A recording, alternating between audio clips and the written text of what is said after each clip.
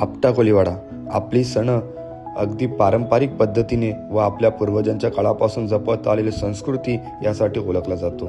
मग शिमगा असो या हरिनाम सप्ताह अगदी थाटामाटात केला जातो. आणि सर्वात महत्त्वाचं म्हणजे आपल्या आईची म्हणजेच आपटा कोळीवाडाची मानाची पालखी 125 पेक्षा जास्त वर्ष जुनी असणारी ही मानाची पालखी. बैलगाडीचा प्रवास हा आता ट्रक टेम्पोने करत अगदी पारंपरिक पद्धतीने सर्व कोळी बांधव चालत पालखी घेऊन आईच्या भेटीला जातात. विविध वेशभूषा असो या पालखीवर लावणदार डेकोरेशन असो हे बघण्यासाठी खूप लोक आतुरतेने वाट बघत असतात.